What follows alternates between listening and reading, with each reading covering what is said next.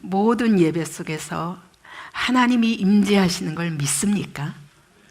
그러면 이 자리에 주님이 계신 것을 늘 의식하시고 예배드리기 바랍니다. 그런데 하나님이 우리 가운데 임재하셔서 뭘 하십니까? 뭘 하십니까? 가만히 계시기만 하십니까? 말씀하십니다.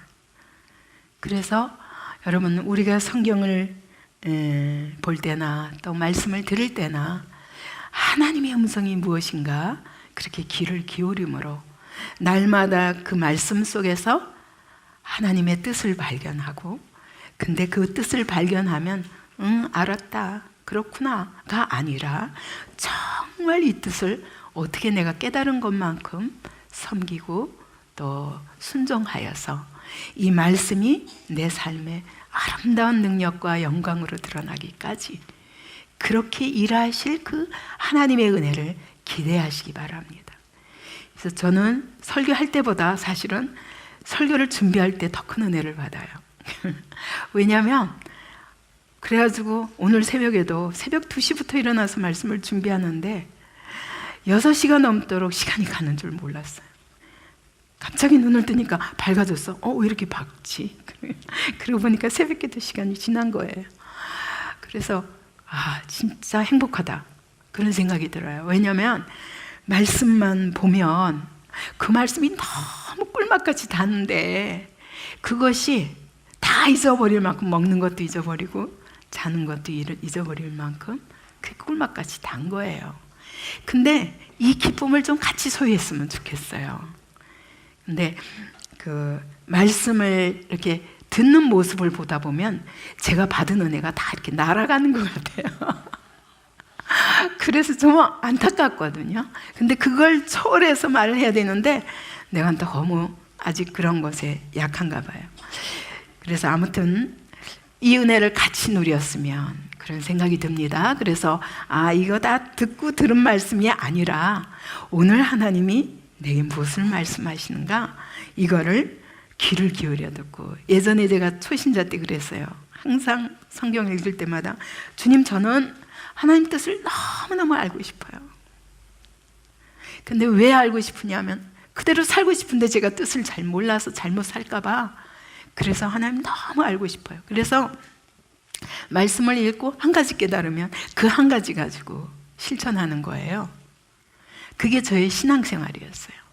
근데 그때마다 그렇게 하나님이 그 말씀의 그 약속대로 일하시는 하나님을 보면서 더 말씀이 꿀맛 같고 더 감사하고 기쁘고 그런 것 같아요. 그래서 오늘 우리가 예배를 드리는 것도 여러분 이 하나님의 뜻을 알기 위함입니다. 그래서 알고, 왜 알고자 하냐면 순종하기 위해서요. 그래서 왜냐하면 순종할 때 하나님 반드시 약속을 성취하실 것이니까. 그래서 그 약속을 성취하실 때 내 삶에 나타나는 하나님의 영광, 그게 너무 목마른 거예요. 예. 우리 모든 더비 성도가 그렇게 우리 같이 살아봅시다. 그럴 때 하나님이 우리 교회를 통해서 어떻게 일하시는가. 자, 우리 인생의 가장 근본적인 질문이 무엇입니까? 이렇게 고통과 환난과 많은 불명확한 혼돈된 이런 사회 속에 살면서 내 미래도 알지 못하고, 그런데 그 끝은 죽음이에요. 우리 삶에 나타날 많은 어려움들을 먼저 생각할 수밖에 없습니다. 그렇기 때문에 반드시 구원이 필요해요. 그래서 어떻게 구원을 얻을 것인가, 그것을 가리켜서 로마서 1장부터 11장까지는 오직 예수를 믿음으로만 구원이 있다. 정말 그렇다면 여러분, 이 구원이 여러분 내가 죽어서 천국 갈 때 그때 하나님이 너도 천국 백성이야, 요 정도가 아니에요. 요 정도가 아니라 구원은 어마어마하게 큰 거예요. 근데 이 구원의 비밀과 이 구원의 능력의 크기를 알지 못하는 게 우리의 문제인 것 같아요. 믿는다 하나, 여러분 말씀을 믿는다고 그래요. 네, 천국이 있어요. 네, 맞아요. 알아요. 그런데 나하고는 상관이 없다면 너무 안타까운 것입니다. 여러분, 구원이 뭐냐면 내가 오늘 나의 삶 가운데서 누리는 거예요. 예? 날마다 순간마다 누리는 거예요. 이래서 기뻐할 수밖에 없는 거예요. 날마다 내가 정말 구원받았구나, 내가 정말 하나님의 백성이구나, 하나님이 내 안에서 일하시는구나, 하늘도 하나님이 나를 이렇게 인도하시는구나, 이걸 날마다 알면서 기쁨으로 주님과 동행하는 게 신앙생활이에요. 이게 구원이에요. 그래서 정말 1장부터 11장까지 오직 예수를 믿음으로 구원받는다 그러면 믿는다는 게 뭔가 고민해야 돼요. 그럼 어떻게 잘 믿을까? 그렇잖아요, 그죠? 구원과 믿음은 분리할 수가 없어요. 구원은 곧 믿음으로 말미암아서예요. 그럼 믿는다는 게 어떻게 믿어야 진짜 이 구원이 내 삶에 오늘도 내 걸음 위에 나타나는가? 그렇다면 여러분 어떻게 살 것인가? 이걸 위해서 우리가 전심으로 하나님 뜻 알기를 사모해야 됩니다. 그죠? 그래서 그것에 대해서 로마서 12장부터 16장까지 말씀하시는 거예요. 그것은 어떻게 살아야 되냐, 삶의 방식이 무엇이냐, 그걸 한마디로 12장 1절에서 한마디로 요약한 거예요. 그게 뭐냐? 예배예요. 예배. 예배를 영어로 말하면 서비스입니다. 그죠? 다시 말하면 봉사예요. 봉사. 그러니까 우리의 삶 자체가 하나님이 우리를 위하여 독생자를 보내시고 그분이 우리를 어떻게 섬겨주셨어요. 우리는 그 섬김을 받은 자예요.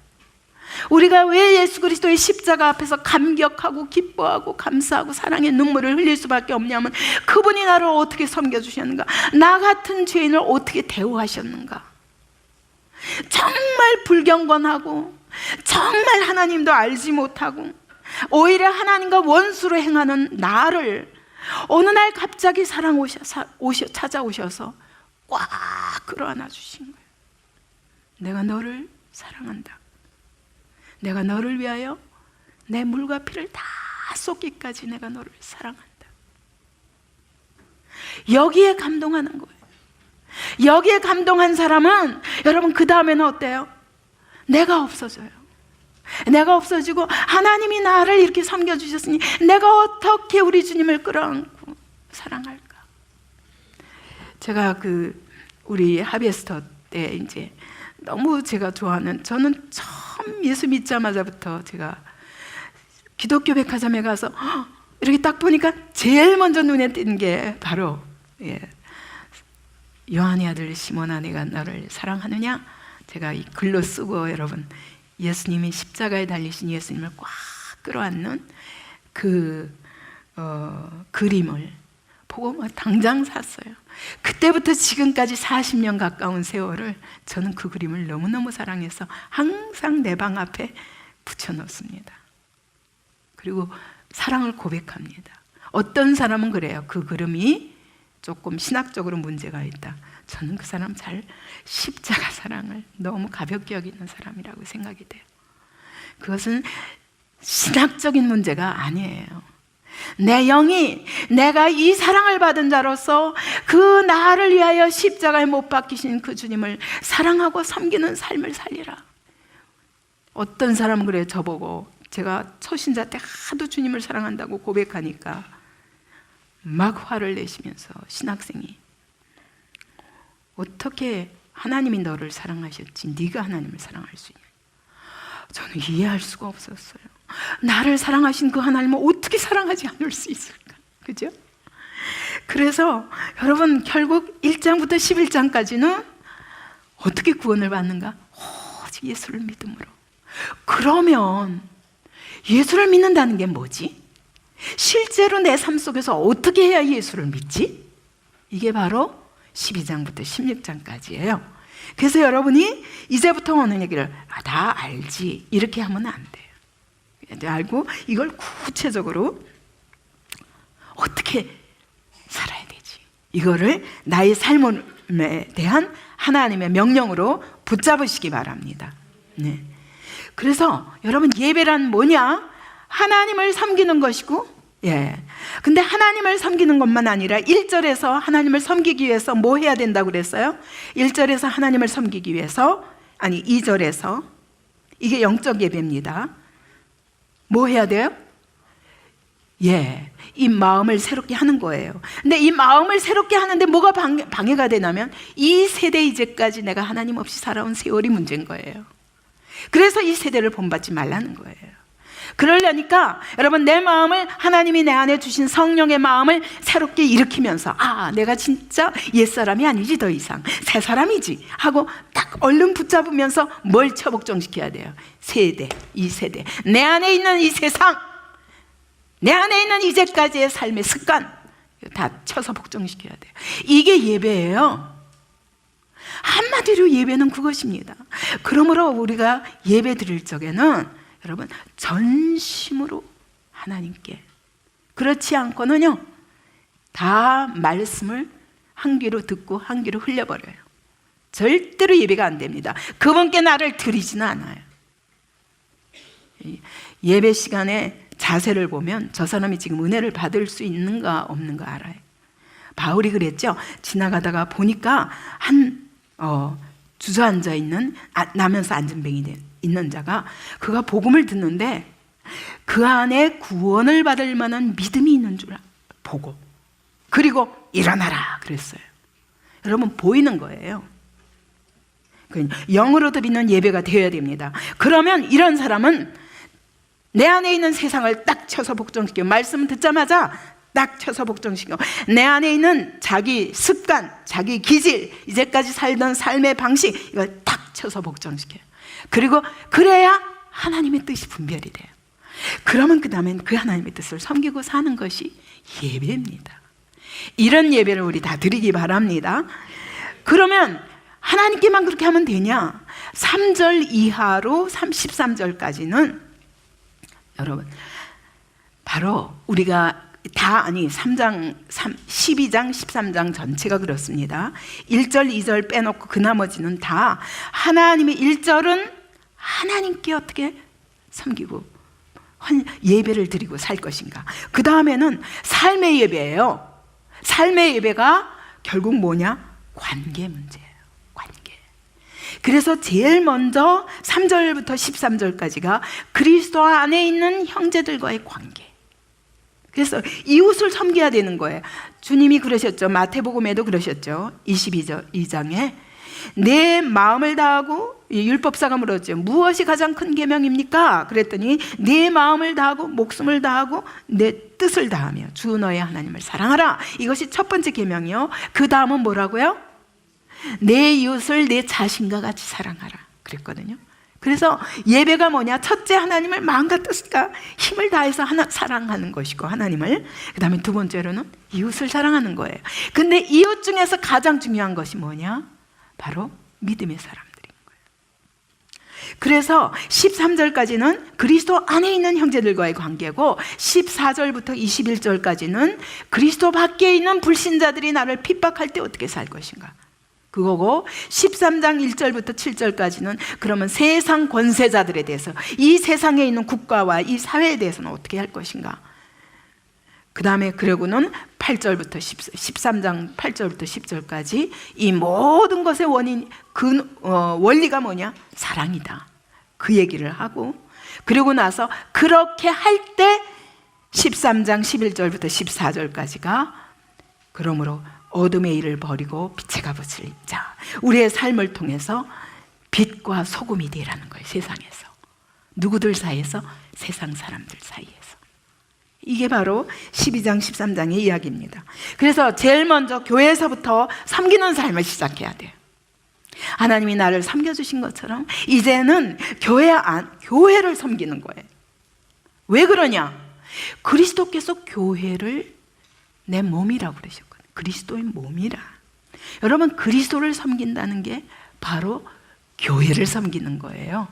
왜냐? 이 땅에 우리가 그리스도의 몸이 안 계세요. 그죠? 그리스도는 저 하늘에서 통치하고 계세요. 그럼 그분을 어떻게 섬기느냐? 보이지도 않는 하나님을 어떻게 섬기냐? 보이는 그리스도를 우리 가운데 두셨어요. 그게 바로 교회라는 거예요. 그래서 여러분, 교회를 섬기는 것이 바로 그리스도를 섬기는 것이요. 그런데 이 교회를 섬기는 것을 어떻게 섬겨야 되는가가 오늘 본문의 핵심입니다. 여러분, 왜 그러냐? 하나님은 이스라엘 백성 맨 처음에 우리를 창조하실 때 어떻게 하셨어요? 하나님의 형상대로 지으시고 복을 주시며 우리에게 생육하고 번성하여 땅에 충만하고 땅을 정복하고 땅을 다스리라. 그러니까 우리를 지으실 때 우리는 날 때부터 하나님을 통해서 복을 공급받고, 그리고 하나님께 받은 복을 가지고 이 세상을 다스리고 정복하고, 이게 우리의 삶으로 부르신 거예요. 근데 인간이 그만 타락했잖아요. 그래서 이 타락한 사람들 속에서 아브라함 한 사람을 부르시고 거기서 이스라엘 공동체를 부르셨어요. 그래서 그들을 애굽에서 갖다 두고 막 훈련시킨 다음에 430년 동안 훈련시킨 다음에 출애굽시키셨어요. 그래놓고 시내산에 불러 모으시고 하나님이 뭐라고 그러셨어요? 너희는 내 소유요, 너희는 제사장 나라요, 거룩한 백성이라, 너는 내 것이라. 그러면서 내 율법을 지켜라 그러신 거예요. 근데 그냥 그 율법을 안 지키고 결국은 다 망했어요. 오늘 이스라엘 백성들이 지키는 율법은 하나님의 뜻과 다른 율법이에요. 근데 왜 그러냐? 그 자기의라고 하나님 말씀하신 안타까운 거예요. 자기가 믿는 것대로 열심히 하고 있어요. 언젠가 그들이 이방인들 속에 일어나는 하나님의 역사를 통해서 그들이 깜짝 놀라가지고 그 교만이 깨어져가지고 다시 하나님 앞에 돌아오리라 약속하시는 거거든요. 그래서 진짜 이번에 이스라엘 가보면서도 그분들을 보면서 그런 생각을 했어요. 참 저 자세는 기가 막히다. 이제 저분들을 시기나게 하기 위해서 나를 부르셨구나. 우리는 저만 못한데 하나님이 저들이 시기하는 사람을 눌러 우리를 부르셨구나. 그러니까 이스라엘 사람들이 너무 귀해 보이고, 이스라엘 사람들만 아니라 모든 사람이 그렇지만, 여러분 우리를 왜 먼저 이렇게 부르셨냐면 우리를 보고 세상이 부러워하도록. 그래서 하나님이 이런 우리들을 다 불러 모아가지고 정말 이스라엘은 그렇게 수천 년 동안 그렇게 인도하셨는데 그들이 하나님의 뜻을 알지 못했어요.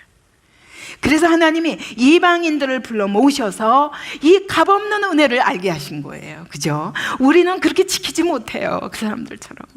우리 학생들은 저렇게 성경을 잘 외우는데 저는 외울 시간도 없고 안 외워져요. 왜냐면 거기다 시간도 못 바치거니와 진짜 이제는 머리가 굳은 거예요. 그죠? 얼마나 부러운지 몰라. 우리 학생들을 지금 많이 저장해둬야 돼요. 지금 머리가 열리도록 저장해둬야 돼요. 근데 아무튼 그렇게 우리는 못하는데 하나님이 은혜 하나는 확실히 알아. 거저 도저히 구원받을 자격이 없는 나를 부르셨다니, 이거 한 가지가 너무 확실한 거예요. 그래서 언젠가는, 그런데 이스라엘에는 기적도 없어요. 거기에는 성령의 역사가 없어요. 근데 우리 안에는 성령의 역사가 있잖아요. 그러니까 그들이 믿다가 어느 날 왜 그러지? 하고 이게 아니었구나 하는 날이 온다는 거예요. 어쨌든 이렇게 해서 이스라엘은 다 깨어져 버렸어요. 지금 막 도무지 그 안에 하나님의 성령이 역사하실 수가 없습니다. 하나님과 교통을 해야 되는데 교통이 아니라 아주 일방적으로 하나님께 충성을 다하고 있는 거예요. 근데 우리는 오늘 성령님이 오셨어요. 예수께서 오셔서 십자가에 죽으시고 부활하시고 승천하셨기 때문에 우리에게 성령님을 보내주셨거든요. 그래서 성령님이 우리 안에 계셔요. 이제 이 성령님이 우리를 다 불러 모으시는 거예요. 이전에는 이스라엘이었어요. 근데 이제는 성령님은 유대인이나 이스라엘 사람이나 아닌 사람이나 모든 사람들을 불러 모으세요. 전에는 이스라엘이라는 아브라함의 후손이라는 그 핵심이 있었다면 오늘 교회는 뭐예요?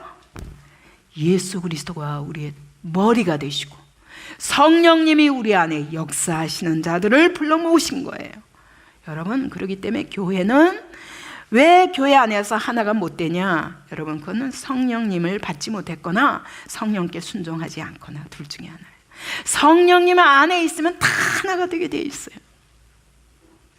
이번에 제가 감사했던 거는 김영애 사모님이 오셔가지고 그러시더라고요. 우리 남편이, 우리 김영길 총장님이 우리 교회 한번 왔다 가시고 너무 감격하셔가지고 정말 당신 가서 은혜 받을 거야. 진짜 대단한 교회야.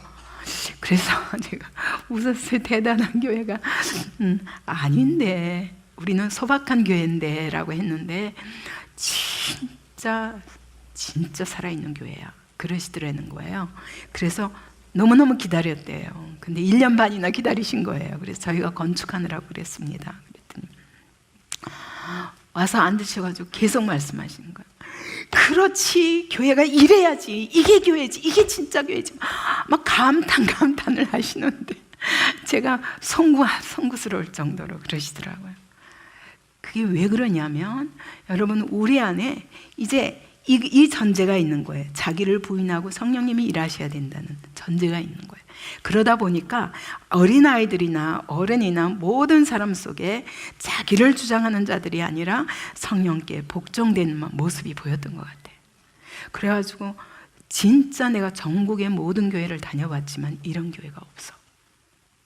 그러면서 우리 청년들을 보고 쟤네들은 무슨 복이야, 이런 목자를 만나서 이런 교회를 이루고 그 속에서 이렇게 젊은 시절부터 살다니, 그렇게 말씀하시더라고요.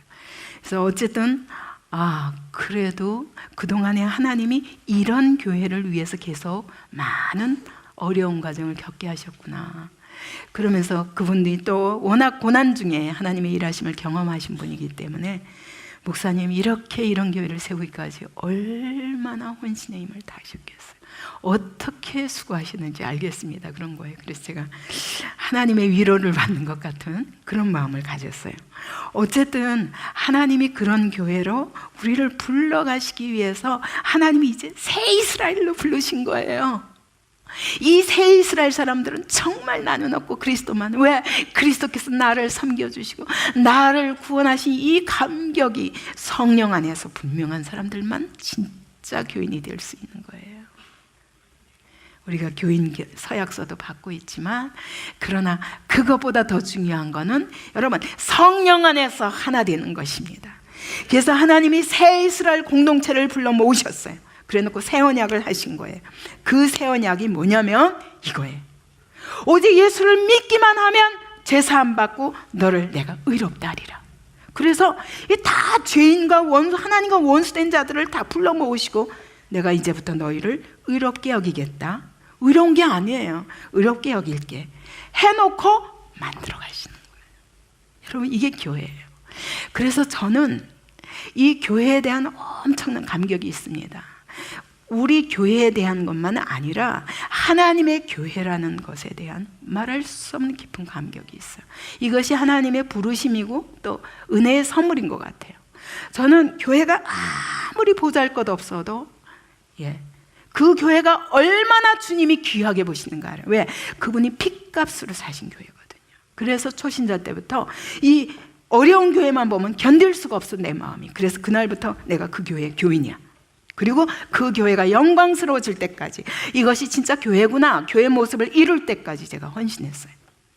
그 일을 계속 해왔던 거예요. 근데 이것이 맨날 남의 교회 세워주고 목사님 드리고 나오고 목사님 드리고 나오고 이랬는데, 여러분, 하나님이 이제 네가 하나면 안 된다. 그래서 이 교회를 이렇게 제가 붙들게 됐잖아요. 계속 이 교회 세우고 나서도 계속 목사님들 몇 분을 모셔드렸잖아요.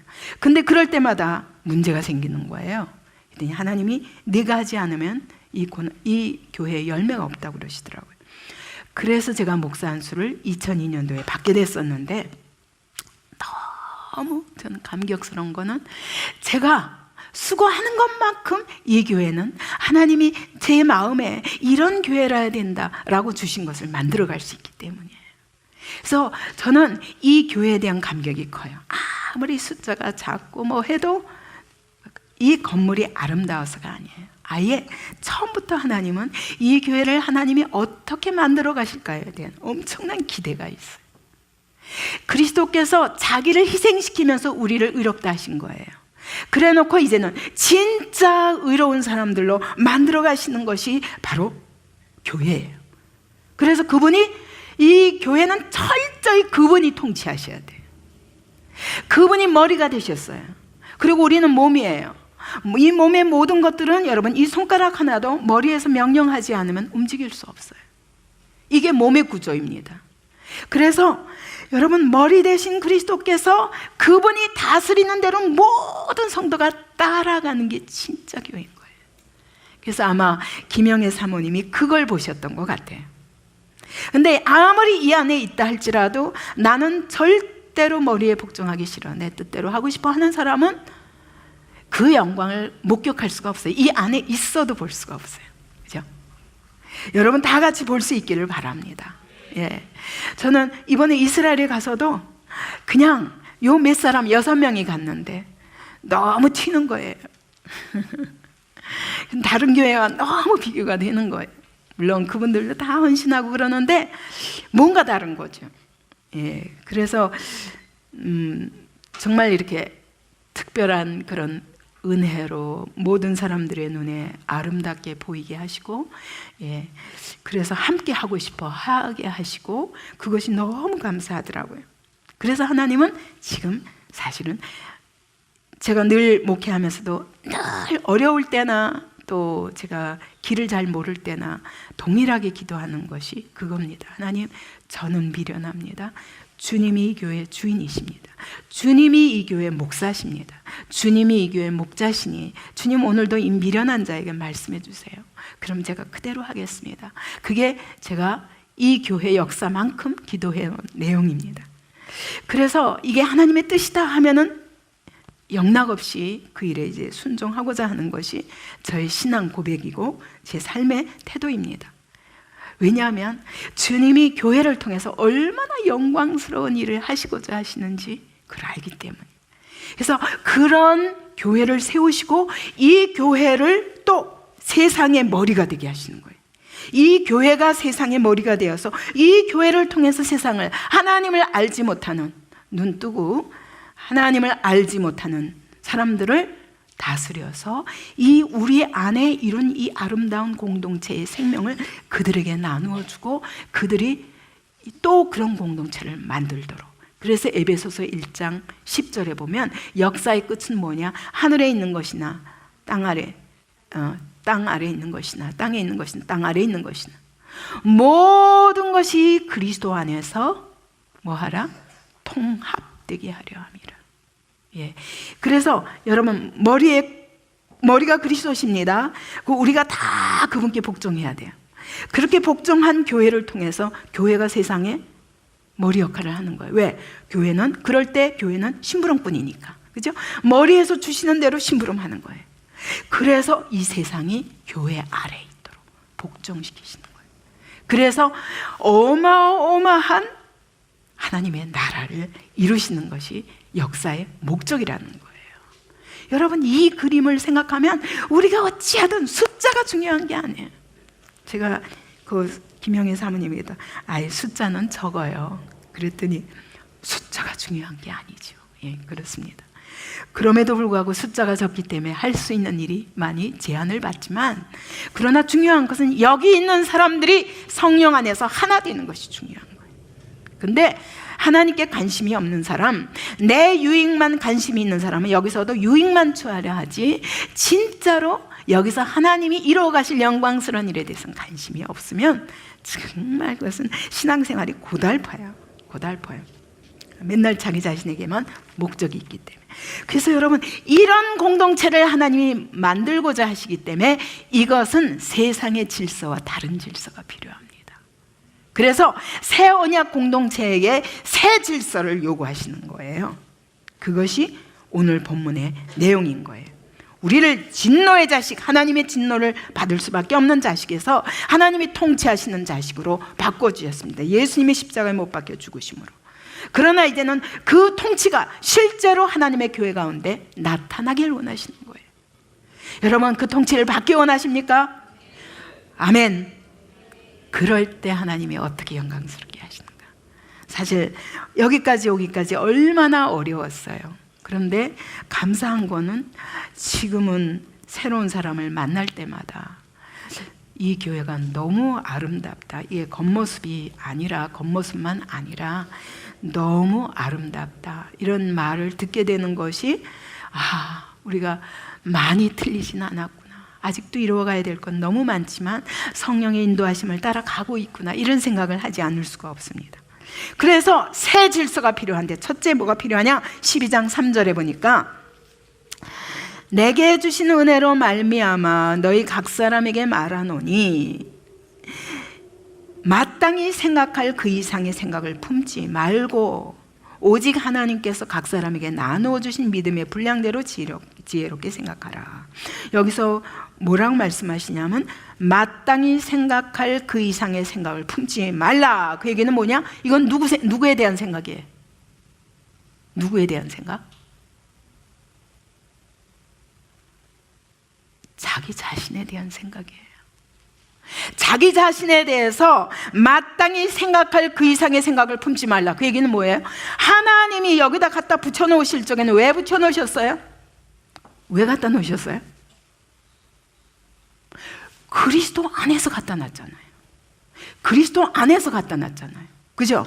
그리스도 안에서 갖다 놨으면 그리스도 안에서 생각해야지. 그래야 안 그래요? 그런데 우리가 여전히 자기 생각으로 꽉 차 있어. 그러면 신앙생활이 어려운 거예요. 그래서 이게 미련한 생각이라는 거죠. 그래서 3절에 보니까 지혜롭게 생각하라 그랬어요. 어떻게? 믿음의 분량대로. 여러분, 이 믿음의 분량은 누가 주셨다고요? 내게 주신 은혜. 누가 주셨다고요? 하나님이 주셨어요. 믿음의 분량을 주셨어요. 분량을 무슨 뜻이냐면 메트론, 그래서 한정된 범위예요. 하나님이 우리 각 사람의 믿음의 크기를 요만큼 주셨으면 요만큼, 이만큼 주셨으면 이만큼 주셨으면 요만큼.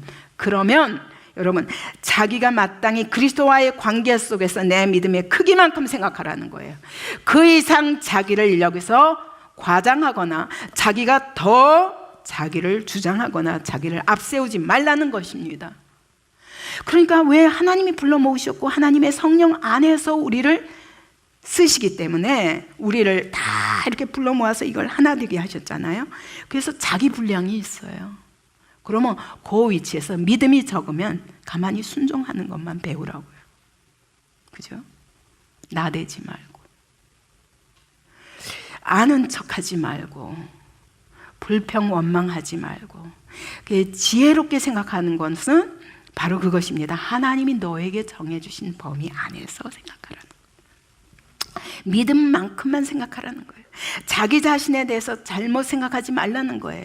이 각 사람에게 하나님이 은사를 주셨습니다. 근데 그것은 하나님이 주신 거예요. 나한테 왜 이런 은사를 주셨어? 제일 잘못 생각하기 쉬운 게, 여러분, 사찰 집사들이 잘못 생각합니다. 나도 더 높아지고 싶은데, 제가 교회들을 돌아다녀 봐서 알잖아요. 그래서 항상 사찰 집사의 믿음이 바로 온 교회의 그 믿음을 결정한다 할 만큼, 그러면 사찰 집사는 내가 왜 이런 걸 해야 돼? 제가 처음 목회하러 갔을 때 그 사찰 집사님이 보니까 능력은 많아요. 그래서 막 정말 목사님도 존귀 여기고 성도들도 존귀 여기더라고요. 근데 본인이 막상 늘 화가 나요. 그래가지고 일하면서 막 화를 내고 어떤 주장을 하고 막 목사님이고 뭐고 누구 말도 안 들어요. 이렇게 되니까 교회가 참 어려워지더라고요. 하나님이 나에게, 저는 얼마나 이게 귀한 거예요. 저는 이런 쓰레기를 보면 그래요. 그런 생각이 들어요. 이런 쓰레기도 죽고 싶어요. 빨리 깨끗하고 싶어서. 하나님의 교회를 어떻게 깨끗하게 하나. 그러니까 내게 주신 그 하나님이 나에게, 이건 누구도 못하는 거야. 예. 우리 신집사님도 보면 누가 저걸 대신해서 이게 뭐가 문제가 있다가 하면 뚝딱뚝딱 하면 돼요. 그죠? 이게 보통 은사가 아니에요. 그래서 제가 참 감사하다. 처음 만났을 때부터 이 사람 진짜 그렇게 무슨 일을 하더라도 이 사람이 꼭 필요한 사람이겠구나 라고 생각했어요. 근데 막상 자기 자신이 그것을 놓친 때가 있었는데, 이제는 그걸 다시 하나님 앞에 하겠다고 이렇게 나온 것처럼, 여러분, 이게 얼마나 내게 맡겨주신 것이 하나님이 내게 주셨기 때문에 이 결정은 하나님이 하신 거야. 아무에게도 없어. 흉내를 못 내요. 그래서 내게 주신 은사에 대해서 감사하고 감격해야 돼요. 저 요즘 이렇게 식당팀을 보면 저렇게 아침부터 저녁까지 수고하는데, 그죠? 얼마나 힘들겠어요, 그세요? 저보고 하라고 그러면요, 굉장히 힘들 것 같아요. 그런데 맨날 웃는 얼굴로 막 기뻐하면서 하는 거 보면 너무 감사한 거예요. 저분들이 없으면 우리가 어떻게 먹어요? 특히 저는 그냥 아침도 굶고 저녁도 굶고 그냥 점심이냐 어쩌나 그냥 이 사람 저 사람 밀려서 먹고 이러던 사람이 요즘은 그냥 교회에서 자꾸 너무 줘서 내가 살찌는데 그럴 만큼 행복한 거예요. 여러분, 그래서 이렇게 이 교회가 돌아가는 일에 이 한 팀이 없으면 얼마나 힘들겠어요, 그죠? 우리 신집사님이 없으면 얼마나 힘들겠어요. 우리 각각이 내가 하는 일을 너무너무 소중히 여겨야 돼요. 하나님 앞에서. 하나님이 이걸 내게 주셨어요. 그렇기 때문에 이것은 내가 내 주장으로 싫어, 난 그거 하기 싫은데 이걸 할 수가 없는 거예요. 왜냐하면 하나님이 맡기셨으니까. 위탁시키신 거예요. 그리고 그분이 관리하세요. 그래서 내가 하지 않으면 내가 손해예요. 하나님과의 관계의 문제인 거예요. 근데 문제는 이게 다 달라요. 어떤 사람은 이렇게 봉사하는 것으로, 어떤 사람은 행정하는 것으로, 어떤 사람은 말씀 전하는 것으로, 어떤 사람은 신방하는 것으로, 어떤 사람은 전도하는 것으로, 다 어떤 사람은 교사하는 것으로, 다 달라요. 이거를 서로 인정해야 돼요. 하나님이 주셨다면 귀히 여겨야 돼요. 그게 어떤 은사든지, 그죠? 여기 우리 정인이 집사님은 또 이게 꽃을 열심히 가꾸잖아요, 그죠? 그게 얼마나 감사해요. 우리 그럴 시간이 없는데 누가 한 사람이 그걸 맡아서 하는 게 얼마나. 그래서 이 정원으로 인하여, 사실 여기가 삭막한 곳이잖아요. 건물도 삭막하고 사실은 마당도 그냥 시멘트로 해서 삭막한데 저 얼마 안 되는 나무들로 인하여 얼마나 우리가 풍성해졌어요, 그죠? 이것처럼 하나님은 이렇게 각 사람에게 이 교회를 섬기기 위해서 은사를 다 주셨어요. 근데 그거는 내게 아니야. 이 생각을 가져야 돼. 그래가지고 마땅히 생각할 그 이상의 생각. 내 건데 싫어. 난 그거 사용하기 싫어. 난 순종하기 싫어. 내가 힘들어. 이렇게 생각하지 말고, 또 어떤 사람은 그렇습니다. 정반대로 나까지 거 이게 청소나 하는 거 이거 가지고, 밥이나 하는 거 이거 가지고, 이건 큰일 난다는 거예요. 이게 마땅히 생각할 그 이상의 생각을 품지 말라는 얘기예요. 하나님이 주셨어요. 하나님 앞에서 내게 어떠한 은사든 어떤 사람은 기도하는 사람들 내가 얼마나 고마운지 몰라요. 나는 맨날 일 안 하고 기도하는 것 같죠? 그런데 그 기도하는 것보다 더 큰 힘이 되는 게 없어요. 그래서 그저 맨날 여기서 그냥 아침부터 새벽부터 그냥 몇 시간씩 기도하는 사람 보면 너무 감사해요. 우리가 각각이 받은 은사가 다른데 그 하나하나가 너무 귀한 거예요. 이 사람은 이 사람대로, 저 사람은 저 사람대로. 이렇게 서로 생각하고, 자기 자신도 내 은사는 아무것도 아니야. 나도 설교하고 싶은데, 여러분 그게 설교하는 일이 얼마나 힘든지 아셔야 한번 해보실래요? 우리 이번에 집사님들이 한번 이거 갔다 온 거 보고 하잖아요. 그거 가지고 죽는 줄 알았어요. 목사님이 얼마나 힘드실까. 갔다 온 거 정리해도 그렇죠. 그런데 이렇게 그런데 이게 하나님이 주셨기 때문에 저는 은사가 있다고는 생각 안 해요. 말씀 되게 못 전한다. 저는 늘 그렇게 생각해요. 왜냐하면 이 가슴에 있는 걸 다 표현을 못 해가지고 답답해요. 근데 아무튼 이 자리에 세워주셨기 때문에 하는 거죠. 그래서 절대 높게도 평가하지 말고 낮게도 평가하지 마라. 하나님이 주셨기 때문에 하나님 앞에서 사용하라. 이게 바로 마땅히 생각할 그 이상의 생각을 품지 말라. 그래서 이 지혜롭게 생각하라. 그 얘기는 뭐냐? 자기를 앞세우거나 자기를 위해서 하지 말라는 거예요. 은사를 자기를 앞세우기 위해서 은사 사용하면 하나님이 절대 안 쓰십니다. 그 다음에 자기를 위해서, 나를 위해서 은사를 사용하려면 하나님 막으십니다. 하나님 안 받으십니다. 왜냐하면 교회의 주인이 누구기 때문에? 하나님 그분이시기 때문에, 예수 그리스도 그분이시기 때문입니다. 그래서 이 헬라어로 지혜롭게 생각하라는 뭐냐면 마음을 바르게 가누라고. 네 마음 똑바로 만들어, 이거예요. 그게 지혜예요. 하나님 앞에서 내 마음을 잘 컨트롤하는 게 지혜. 근데 이건 못해. 이걸 못해서 문제가 계속 교회 안에서 생기는 거예요. 그 다음에 오직 하나님께서 각 사람에게 나누어 주신 믿음의 분량대로 지혜롭게 생각하라 그랬습니다. 그리고는 우리가 한 몸에 많은 지체를 가졌으나 모든 지체가 같은 기능을 가진 것이 아니니, 우리가 한 몸에, 그리스도의 몸에 많은 지체들이 있어요. 그런데 다 기능이 달라요. 손이 하는 일이 있고, 눈이 하는 일이 있고, 코가 하는 일이 있고, 입이 하는 일이 있고, 발이 하는 일이 있고, 다 달라요. 근데 여러분, 어느 것 하나라도 없으면 안 돼요. 그리고 이것들이 다 연결되어 있어야지. 손 따로, 이거 코 따로, 입 따로, 이렇게 살 수가 없어. 몸은 그냥 하나예요. 그죠? 몸은 하나입니다. 그래서 몸은 하나인 것이 보여야 돼. 그게 아름다운 교회인 거예요. 그래서 우리 교회를 보고 칭찬하는 것이 바로 그건 거예요. 하나구나. 이걸 느낄 수가 있는 거예요. 서로 의존하고, 그래서 이번에 리더십, 스포츠 리더십 훈련하는데 그분들이 몇 분이 오셨나? 한 8분가량이 오셨거든요. 근데 그분들이 저한테도 와서 끊임없이 감탄을 하는 거예요. 이런 교회 처음 봤다고요? 그래서 제가 왜 그러냐 그랬더니, 아니 얘네들이지, 이게 나이가 어려가지고 되게 어려울 줄 알았는데, 아니 쟤네들 초등학생인데 얘네들이요 다른 교회에 비하면 잘 훈련된 청년 같아요. 그런 거예요. 그래서 에이 설마 제가 그랬더니 아니에요. 진짜 깜짝 놀랐다고 그런 거예요. 그래서 사실 이 리더십 훈련은 섬기는 훈련을 시키기 위한 것이기 때문에 다퉈야 된대요. 서로. 이게 팀을 만들어 놓으면 막 서로 네가 옳다 내가 옳다 싸운다는 거예요. 그러면 이제 그 가운데서 한참 싸우다가 그게 아니라 하고 말씀을 전하는 게, 그게 순서인데, 아니 이 교회는 도무지 말씀을 전할 이유가 없다는 거예요. 이미 하나가 돼가지고, 우리가 훈련 받을 때 30-40분, 많게는 1시간씩 걸린 일을, 아니 얘네들은 5분 만에 탁 해버린다는 거예요. 아니 왜 안 싸우는 거야? 막 어떤 사람이 큰 소리 지르면 아 이제 싸움이 나는구나 그랬대요. 그랬더니 다 그 소리를 귀를 기울여 듣더라는 거예요. 이해를 할 수가 없다면서 막 감탄을 하고 가셨어요. 그래서 저 이게 한꺼번에 이런 얘기를 들으니까 한쪽으로 너무 감사하기도 하고, 아 하나님이 우리 보고 더 잘하라고 하시는구나 이런 생각을 했었습니다.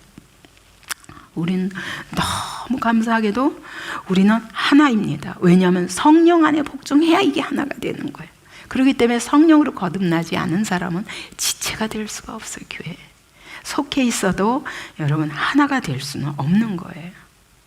그래서 이제 이렇게 하나 되게 하는데 가장 중요한 것이 성령님은 진리의 영이십니다. 그래서 하나님의 말씀 없이는 하나가 안 되는 거예요. 하나님의 말씀의 기초 위에서 하나가 되는 거예요. 그 말씀으로 인하여 우리가 하나로 연합되어서, 그래서 예수님이 말씀하신 게 그냥 즉각 몸으로 이루어지니까, 그래서 제가 차세대 목회자 모임 나가도 제가 너무 감사한 거는, 우리 교회는 언제든지 이거 하겠습니다 하면 그냥 즉각 움직일 수 있어요. 근데 그게 그렇게 쉽지는 않은 것 같아요. 그래서 많이 그동안에 하나님이 우리를 훈련시키셨구나. 그래서 이 로이드 존스 같은 분은 그러십니다. 교회에서 가장 중요한 것이 사람들은 교제라고 생각하잖아요. 그죠? 그래서 새 신자가 오면은 제일 먼저 교제부터 잘 그렇게 사랑으로 이것을 첫째 목적으로 합니다. 근데 로이드 존스 목사님은 이렇게 얘기합니다. 사도행전 2장의 말씀을 따라 제일 먼저 하신 일이 뭐냐? 사도의 가르침을 받아 서로 교제하며. 절대로 하나님의 말씀 교리를 먼저 가르쳐서 그 교리 안에서 하나가 안 되면 진정한 교제가 안 된다. 그래서 여러분 우리가 계속 이제 들어오자마자 이게 훈련 코스가 있잖아요. 그게 왜 그러냐면 말씀 안에서. 제가 이번에 어떤 한 성도가 새로 등록한 성도가 그러는 거예요. 저는 교리 공부하고 싶습니다. 교리 공부 시켜주세요. 한 분이 그러시는 거예요. 자기는 아주 초신자기 때문에 잘 뭘 모르니까. 그래서 그래 차근차근 해나가시면 된다. 아니 교리를 가르쳐주세요. 그래서 제가 하나님이 또 나보고 교리에 대한 교재를 쓰라고 하시는구나 이렇게 생각을 했어요. 이제 할 일은 자꾸 늘어갑니다. 그래서 아무튼 왜냐하면 이게 섬기는 거예요. 제가 할 일은 계속 이것이 말씀이 공급되도록 해야 되기 때문에 누군가 필요를 느끼면 그 한 사람을 위해서도 해야 되는 거예요. 이게 섬기는 거예요. 사실 내가 지금 너무 새생명 고치지, 열린반 고치지, 치유수양회 고치지, 지금 양육반 고치지 다 이걸 고쳐가는데 얼마나 바쁘겠어요. 근데 또 거기다가 하나님이 교리 하나를 더 얹어주셨습니다. 이렇게 해야 진짜 아름다운 공동체가 되는구나. 저는 그래서 그 초신자의 새로운 신자 한 사람의 말도 저는 하나님의 음성으로 들어요. 그래서 그러면 즉각 이제 그런 일을 제가 계획하고 시작합니다. 그러다 보니 이게 쉴 날이 없는 거예요. 이게 바로 여러분을 제가 사랑하는 방법이고, 제가 이것이 교회를 사랑하는 방법이고, 그리고 주님을, 이 교회를 인도해 가시는 주님을 사랑하는 방법입니다. 그 12장 6절에 보니까 이래서 한 몸이 되어가지고, 그러니까 그리스도 안에서 우리가 지체예요. 이 한 몸이라는 건 나눌 수가 없어요. 나눌 수가 없어요. 철저히 하나가 돼서 같이 움직여야 돼요. 예, 같이 움직이는 게 교회인 거예요. 그런데 이렇게 같이 움직여서 서로 발이 하는 일, 손이 하는 일, 눈이 하는 일, 입이 하는 일, 여기서 이 안에 위가 하는 일, 뭐 다 여러 가지 일들이 있는데 이게 다 은사입니다. 그죠? 기능이죠. 이 몸이 움직이는 기능인데 이게 다 합해져야 되는 거예요. 같이 하나가 돼야 되는 거예요. 그래서 이 은사에 대해서 말씀하시면서 같은 기능을 가진 것이 아니니 그럼에도 불구하고 한 몸을 이루어야 되는 거예요. 기능이 다 다른데 한 몸을 이루어야 돼. 예를 들면 식당팀은 내가 이렇게 하고 싶은 대로 할 거야. 안 돼요. 식당팀을 아무리 내 마음대로 내가 열심히 그 안에서 하더라도 이것이 모든 성도들을 위한 것이 되어야 되고, 그죠? 또 청소를 하더라도 이게 모든 성도들을 위한 것이 내가 할 거 했으니까 됐어. 그게 아닌 거예요. 이게 바로 교회 사랑이고 이게 바로 그리스도 사랑이라는 거예요. 그래서 우리가 이 은사를 다 달리 받았는데 나는 이 은사니까 이것만 딱 하고 말 거야. 기능적으로만 해가지고 안 되는 거예요. 한 몸을 이루며 해야 된다는 거예요. 그래서 기능과 기능이 합하는데 기술로 합하는 게 아니라, 예를 들면 여기서 피아노를 치는데 피아노를 치는 사람이 나는 쳤으니까 노래 부르는 사람과 전체의 이 영적 흐름과 이걸 모르고 한다면 이거는 끊어진 거예요. 그죠? 근데 이 반주하는 사람이 하나가 된다는 건 뭐냐면 호흡을 같이 하는 거예요. 그죠? 여기서 노래하는 자와 그때그때 필요에 따라서, 그 다음에 성도들의 벌써 이게 찬양이 쳐진다. 그러면 힘있게 쳐야 되고, 이래가면서 이게 음악적으로가 중요한 게 아니라 어떻게 교회 전체를 세워가느냐, 이게 중요한 거예요. 그래서 우리가 각각 은사는 다른데, 여러분 우리가 은사에 대해 생각할 거는 하나님이 주신 것이죠.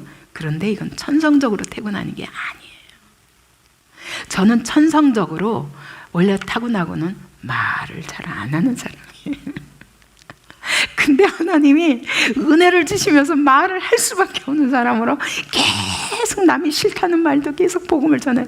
여러분, 불신자들이 이게 복음을 전할 때마다 그 얼마나 듣기 싫겠어요. 근데 그 듣기 싫은 말을 몇 시간이라도 계속 하는 사람으로 만들어 버리셨어요.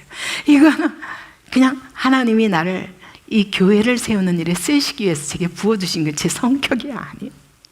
그래서 저는 그것만 없으면, 얘는 교회를 섬길 일만 없으면, 혼자 있으면 좀 하루 종일 혼자 아무 소리 안 하고 제가 생각할 거, 제가 뭐 이거 혼자 하는 걸 너무 전 좋아하거든요. 근데 하나님이 이렇게 여러 사람하고 맨날 같이 살아 지지고 볶도록 살 수밖에 없는 사람으로 부르셨는데 이거는 천성이 아니란 말이에요. 그래서 여러분, 나는 태생적으로 이렇게 태어났기 때문에 안 돼. 절대 안 돼요. 여러분, 지금이라도 하나님이 여러분 은혜 주시면 여러분 지금 원래 타고난 성격과 전혀 다르게 쓰실 수 있어요. 하나님 부어주시는 거예요. 왜 부어주시냐? 나를 위해서가 아니라 교회를 위해서, 그리스도를 위해서 부어주시는 거예요. 이거를 제일 먼저 생각해야 됩니다. 그리고 절대 인간적인 게 아니에요. 내가 이렇게 하리라, 이거 가지고 안 돼. 하나님의 통치를 받아야 돼요. 하나님이 주신 것이기 때문에. 그래서 내 은사가 전부 하나님의 통치를 받아야만 됩니다. 내 방법으로, 내 계획으로가 아니라는 거예요. 그리고 이거는 다 주셨기 때문에, 다 주셨는데 다 한 몸이야. 그래서 우리가 서로 존귀히 여겨야 돼. 각 사람의 은사를 귀히 여겨야 돼. 그래서 그 은사를 제가 혼자서 교회를 이렇게 아예 그냥 아무것도 없는 자리에서 혼자 한 사람 만나가지고 거기서부터 말씀을 세우고 뭘 세우고 하고 이러고 교회를 세우다 보니까 뭐든지 다 하는 거예요. 예. 심지어 밥도 처음에는 다 제가 했어요. 청소, 밥 다. 왜냐면 우리 집이 교회니까. 예, 이런 섬기는 일들을 계속 해왔거든요. 그러다 보니까 어떤 때는 그래, 안 해? 그럼 내가 하지. 이러고 해버리는 거예요. 그런 세월이 너무 길었어요. 그러다 보니까 지금도 쟤는 이게 좀 각 사람이 좀 잘할 수 있도록 키워가기보다 안 해? 그럼 내가 하지. 이런 게 기본이에요. 이거는 안 좋다. 이제는 어떻게든 나눠야 된다. 지금 많이 나눴죠. 지금 제가 손 안 대도 여러분 얼마나 각각 그냥 이게 도서관이니 문화센터니 아동복지센터니 뭐 하웨스턴이 다 그냥 시작은 제가 했지만 어떻게 하나님이 각 사람에게 다 맡아서 이렇게 해가잖아요. 너무 감사해요. 그런데 그냥 언제든지 또 이게 학생들이 HCS 학생들이 공부하다가 갑자기 하베스터에서 뭐 한다고 우르르 몰려들어서 밤늦게까지도 해요. 또 하베스터는 그게 또 고맙다고 또 성교비를 대줘요. 그게 뭐 이것이 바로 유기적인 연합이에요. 그래서 식당팀이 또 어디서 뭐가 있다 그러면 쫙 움직이고 다 이래서 우리가 다 하나님이 그리스도께서 필요하시다 그러면 다 서로서로를 위해서 하는 이 구조가 진짜 성령께서 기뻐하시는 구조라는 거죠.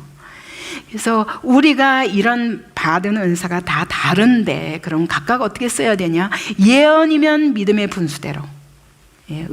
은사가 다 여러 가지 있습니다. 예언의 은사가 있습니다. 왜 제일 먼저 예언의 은사냐? 예언의 은사는 말씀을 전하는 하나님의 뜻을 분별하는 은사를 말하는 거예요.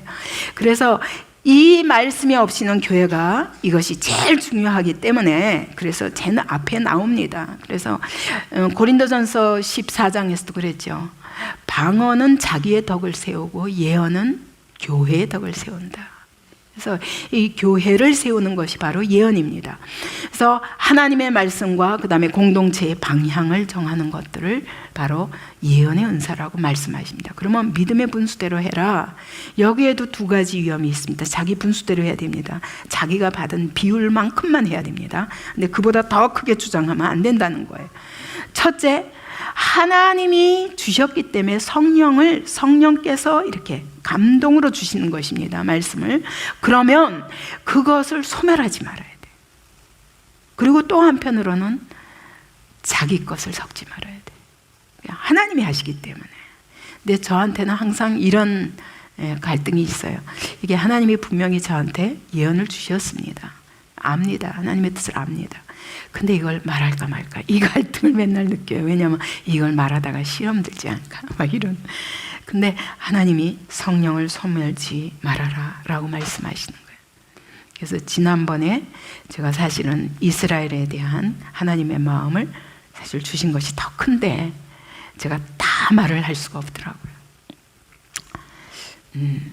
그게 이제 그러나 이제 그것은 여러분의 분량만큼 하기 위해서 그런 것이고, 근데 아무튼 이렇게 하나님이 주신 것에 대해서 섞거나 감하거나 하지 말고 그대로 전해라. 이게 믿음의 분수대로 하라는 거예요.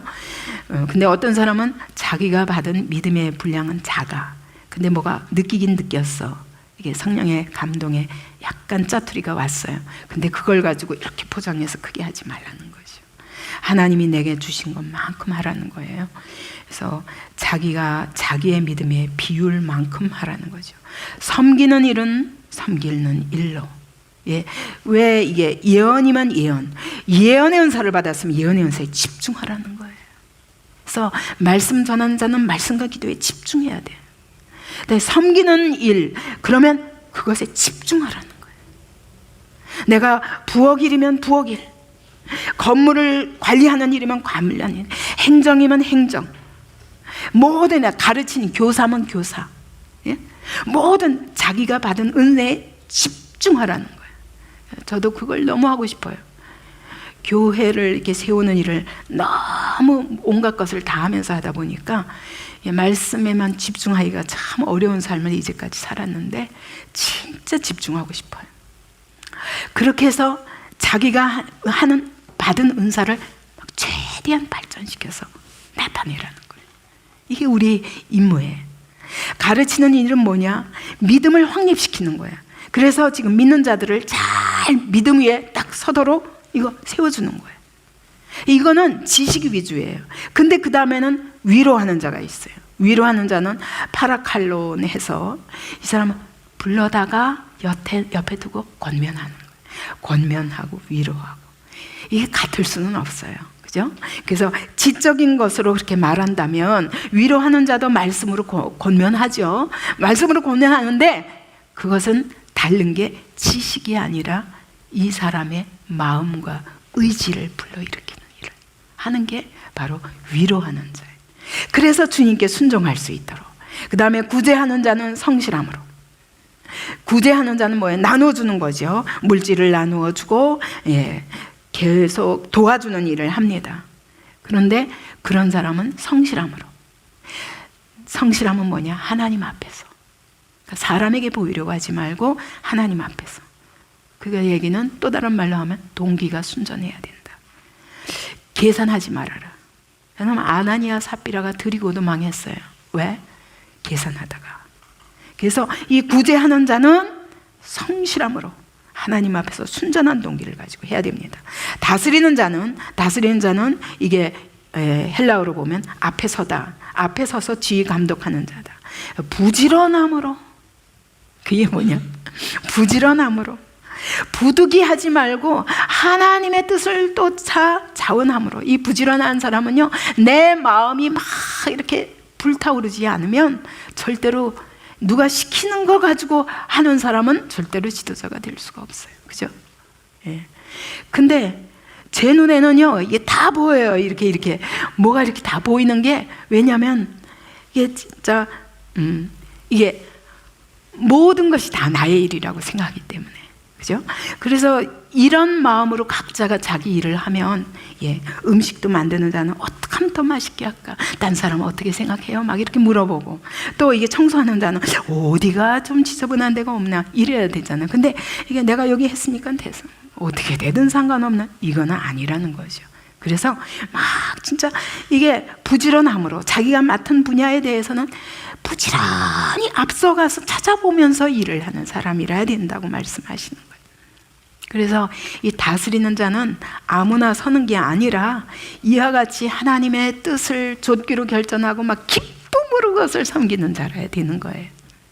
긍휼을 베푸는 자는 즐거움으로. 긍휼을 베푸는 자는 병자, 가난한 자, 늙은이, 고아, 과부, 이런 사람들을 돌보는 일이 쉬운 일은 아니죠. 그렇기 때문에 지칠 수 있어요. 근데 하나님 뭐라고 말씀하냐? 즐거움으로 하라는 거예요. 행복한 마음으로 하라는 거예요. 왜? 하나님 때문에. 그래서 있는 힘을 다해서 너희의 그런 은사를 활용하라고 말씀하십니다. 또 존경하기를 여기서 또 위로하는 자 성실함을, 다스림 부지런함을, 긍휼을 베푼 자는 즐거움으로, 사랑에는 거짓이 없나니 악을 미워하고 선에 속하라. 여러분, 이 모든 것을 사랑으로 해야 된다는 거예요. 모든 은사에 사랑이 없으면 올리는 꽹가리라. 그래서 여러분, 꽃을 꽂아도 사랑으로 하면 달라요. 그죠? 밥을 해도 사랑으로 하면 달라요. 청소를 해도 사랑으로 하면 달라요. 아이들 가르칠 적에도 여러분, 아이들의 영혼을 사랑하는 사람이 있어요. 그러면 달라요. 아이들이 되게 잘 따라요. 근데 벌써 사랑하지 않으면 알아요. 잘 안 따라요.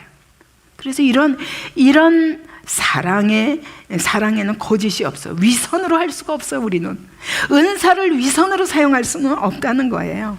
그 악을 미워하고 선에 속하라 그랬는데 내 안에 요만한 악도 착착착착 갖다 버리라는 거예요. 그리고 선에 속하라는 뭐냐? 선에다가 선은 하나님의 뜻이에요. 하나님의 뜻에다가 너 자신을 딱 갖다 여기다가 이 사람 속하라 그랬잖아요. 이게 헬라어로 뭐냐면 악교로 딱 붙이는 거예요. 딱 악교로 붙여버리는 거예요. 어디다가 하나님의 뜻에다가 나를 딱 악교로 붙여버렸어. 떨어질래야 떨어질 수가 없어. 그렇게 우리가 은사를 사용할 때 적극적으로 하나님의 뜻에다가 나를 팍 그냥 갖다가 붙여버리고, 그래서 형제를 사랑하며 서로 우애하고 존경하기를 서로 먼저 하고. 형제 사랑, 여기 이게 필라델피아예요. 필라델피아가 바로 형제 사랑이에요. 근데 이게 무슨 단어를 합한 거냐면 필레오, 이게 친구 같은 사랑, 그 다음에 아델포스, 형제. 사람을 친구처럼 형제처럼 사랑하는 거예요. 왜? 우리가 왜 형제입니까? 다 성도 다르고 배경도 다른데, 그런데 그리스도의 피로 말미암아 한 가족 되었다는 그 사랑의 감격으로 서로 사랑하라. 존경하기를 또 서로 먼저 하며 상대방의 가치와 그분의 능력을 충분히 인정하라는 거예요. 아주 정말 그 사람의 귀히 여기며 그의 가치를 인정하는 것이 너무 중요합니다. 서로 이런 태도가 필요하다는 거예요. 그리고 그래야 그 사람이 자기 역할을 잘 감당할 수 있도록. 그 다음에 그래 먼저 다른 사람을 먼저 그렇게 여기고, 부지런하여 게으르지 말고 열심을 품고. 부지런한 건 열심입니다. 근데 열심을 또 품으라는 건 또 뭐냐? 여러분, 열심이 어디서부터 나와요? 내가 열심히 해야지. 이제부터 내가 그렇다고 그러니까 내가 해야지. 이렇게 가지고 안 돼요. 열심은 어디서부터 나냐? 내 안에 성령이 임하셔서 그 성령님이 내 안에서 막 불을 일으켜 주셔야 돼. 그래서 성령님으로 말미암아 일어나는 불길, 그걸 힘입으라는 거예요. 지금 나는 성령님이 내 안에서 일 안 하시니까, 내 마음이 지금 불이 꺼져 버렸으니까, 그렇다면 성령님을 의지해서 일어나라는 거예요. 성령님을 의지하면 일어날 수 있는데 싫어. 그럼 이거는 내가 하나님 앞에 안 하겠다는 얘기거든요. 그러고는 못한다고 또 말해요. 이건 신앙생활이 아니에요. 계속 성령님을 의지할 때마다 그분이 나를 또 일으켜 주셔요. 그래서 그렇게 열심을 품고 성령님이 주시는 힘과 열정을 가지고 열심히 이렇게 모든 이 은사들을 주를 섬기는 기쁨으로 하라는 거예요. 그러면서 그러다 보면 소망 중에 기뻐하라. 근데 이게 쉽겠어요? 그냥 쉽지만 않죠. 그죠? 이렇게 하는 일이 어렵죠. 어려운데 그럴 때 소망을 가지라는 거예요. 그죠? 왜? 나를 부르시니까 하나님. 그래서 이 교회가 여기 오기까지도 제 안에 얼마나 많은 어려움들이 있었겠어요. 여러분들이 다 알지 못하는, 여러분들이 보지 못한 것들도 많고, 북경에서부터. 근데 한 가지 분명한 것이 있었어요. 한 가지 나한테 흔들릴 수 없는 소망이 뭐냐면, 내가 교회 세운다고 생각도 안 했는데 하나님이 교회를 세우라 하시는 거예요. 그리고 왜 하나님 수많은 교회가 있는데 제가 또 가서 또 다른 교회를 섬기면 되지, 왜 저보고 교회를 세우래요? 거기다가 제가 북경에서 이제는 조금 있으면 가는데요. 그랬더니 하나님이 이게 선교의 발판이 되게 하신다는 거예요. 그러면서 안디옥 교회 같은 교회를 세우라. 많은 교회가 있지만 안디옥 교회가, 이 시대의 안디옥 교회 같은 교회를 세우라. 그것이 그때도 희미했고, 무슨 지금 한두 명을 데리고 무슨 안디옥 교회 같은, 아니 세계 선교는 무슨 세계 선교, 요 몇 명 데리고 하는 것도 힘든데, 그땐 또 일꾼도 안 모였어요. 다 초신자들이니까. 그래서 나를 도울 사람이 없었어요. 그런데도 하나님이 그렇게 주신 그 말씀을 붙잡은 것을 지금 20년 동안 붙잡고 있는 거예요. 그래서 하나님이 부르셨기 때문에 그분이 이루시리라. 제가 북경교회 세우고자 한 것이 아니기 때문에, 북경교회 어려움이 왔을 때 하나님 문 닫아줬습니다. 그랬어요. 차라리 닫는 것이 좋겠습니다. 한때 그런 적도 있었어요. 근데 하나님이 그분이 세우신 것을 이루시기까지, 그분이 절대로 일하실 것을 믿었어요. 그렇기 때문에 참아지는 거예요, 모든 게. 그리고 소망 중에 기뻐하는 거예요. 아, 이럼에도 불구하고 하나님은 나한테 그 약속을 주셨지, 이루어 가시리라. 그동안에도 여러분, 교회의 모든 사역이 그렇습니다. 그것이 없었으면 여기까지 올 수 없었습니다. 그래서 척박한 현실, 환난을 당한다 할지라도 참을 수 있는 거예요. 참을 수 있어요. 인내할 수 있어요. 그죠? 하나님이 약속이 이루어지기까지 인내할 수 있어요. 그래서 우리가 그것을 이루기까지 기도하지 않을 수 없습니다. 기도에 항상 힘쓰며, 그리고 성도들의 쓸 것을 공급하며. 성도들의 쓸 건 뭐예요? 성도들이 부족한 거, 누가 뭘 부족한가, 그래서 그것들을 열심히 섬기는 거예요. 힘쓰라는 뭐냐? 여러분, 재빠르게, 도움이 필요할 때 재빠르게, 그 뜻이에요. 막 누가 필요한가 그걸 찾아다니면서 하라는 거예요. 이게 바로 은사를 사용하는 성도들의 자세예요. 이것이 바로 그리스도를 섬기는 자세요. 교회를 섬기는 자세라고 말씀하시는 거예요. 여러분, 이 은혜가 여러분의 영혼에 넘치기 바랍니다. 여러분의 삶에 이것을 통해서 이와 같이 교회를 섬기고, 이와 같이 성도들을 섬기고, 그러면서 여러분이 그리스도를 섬기는 저와 여러분이 되기 바랍니다. 그렇게 할 때 이 교회를 통해서 하나님이 오늘도 머리에서 명령하시는 대로 얼마나 놀랍게 온 세계로 뻗어가게 하실까. 우리를 통해서 하나님의 나라가, 이것이 저의 소원이요, 또 여러분 모두의 소원이 되시기 바랍니다. 우리가 어떻게 사는 것이 가장 바람직한 삶인가? 여러분, 하나님의 영광이 나타나는 삶이에요. 내가 편한 삶도 아니고, 내 영광이 나타나는 삶도 아니고, 하나님의 영광이 나타날 때는 내가 계획한 거하고 비교할 수 없어요. 저는 지금도 감격스러운 게, 내가 어쩌다가 이런 교회에 와 있지, 나는 저기 수지에서 12명 세우고 죽으리라 이렇게 생각했는데, 그렇게밖에 계획을 못 세웠어요. 그런데 지금은 하나님이 세계를 꿈꾸는 자로 하나님이 이렇게 끌고 가시네. 그냥 좀 하나님이 끌고 가시는 거예요. 이게 얼마나 감격스럽고 감사한지 모르겠어요. 내가 구하는 것과 내가 생각하는 것 이상으로 넘치도록 능히 하시는 우리 하나님, 그 하나님이 우리 더빅교회의 하나님이십니다. 그리고 여러분 모두의 하나님이십니다. 저는 여러분 한 사람 한 사람을 볼 때 감격이 있어요. 처음에 올 때 어떤 모습이었는데 지금 어떤 모습이에요. 생각하면 그게 너무 감격스러운데, 그게 지금 그러면 이게 끝났다가 아니라 지금 이 자리에서 하나님이 또 어떻게 만들어 가실까, 그게 너무 기대되는 거예요. 우리 여기 HCS 학생들을 보면, 아, 저 아이들을 통해서 하나님이 어떻게 하실까? 에이, 아직 저렇게 뭐가 뭐지라고 그러는데, 아니, 그게 아니라 저 아이들을 어떤 자리에서 여기까지 오게 하신 하나님이 지금 이 자리에서 이후로 하나님의 영광이 드러날 때는 나하고 비교할 수 없는 그런 영광의 도구로 하나님이 쓰시리라, 이런 감격이 있어요. 그래서 그냥 모든 사역에 대해서 감격이 있고, 또 제가 관심을 끌 수가 없어요. 아동복지센터 어떻게 세웠는데 관심을 끌 수 있습니까?